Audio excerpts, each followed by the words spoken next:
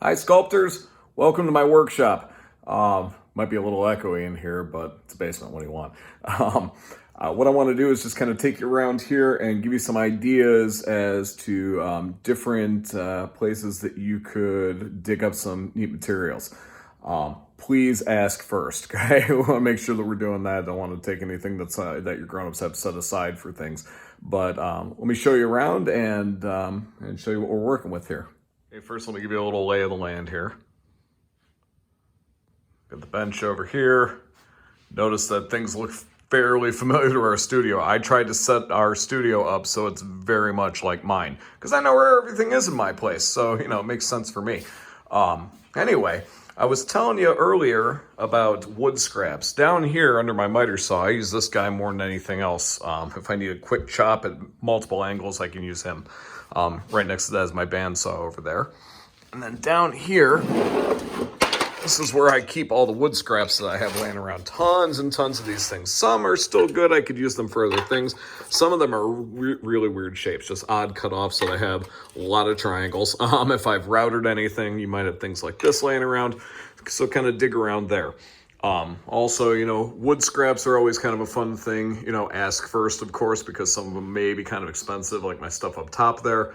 Also, if you have tools laying around that you can use, obviously with a little guidance from the grown-ups there, that might be helpful. If I take a look over here, I've got tons of old odds and ends here that I keep around. Wood screws, machine screws. Machine screws go with nuts and bolts, of course. They're the fine threaded ones. Wood screws, those are the kind you can actually drive into a piece of wood. If we take a look over here, I've got my utility knives. Anything like that is very helpful.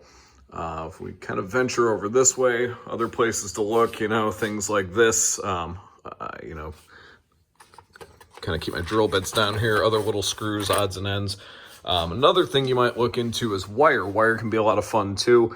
If you could strip it safely, your grown-up may have the tool to do that. If they've got wire laying around, chances are they do, and they can help you out with that. If we take a look under here, and this is really a hodgepodge here. This is my miscellaneous box. Guarantee you, if your grown-ups are like me, they have one or millions of these laying around. And I've got all, because this is where things that I don't have a place to file things usually end up. But some, you know, I've got little wooden knobs from drawers in here. I've got, you know, screws and parts of closets. Obviously, you know, I might think twice about this guy right here. This goes to a closet upstairs. You know, if one breaks, I'm going to need that. So if you may want to ask first on that before you go using something like that for a project. But there's all kinds of things in here. And things, you know, so think outside the box as you go. You know, can you take something apart? Is there something that nobody needs anymore that you could consider using? At any rate, so hopefully that gives you a few ideas about things that you can use. And a place where you might be able to do a little work if you've got something like that. If you don't have something like that, that works too. You know, use wherever you have a space available. If you've got a garage space or if you've got a little desk space all to yourself, that works great as well. Anyway, hope I can give you some more ideas as we go, and thanks for watching.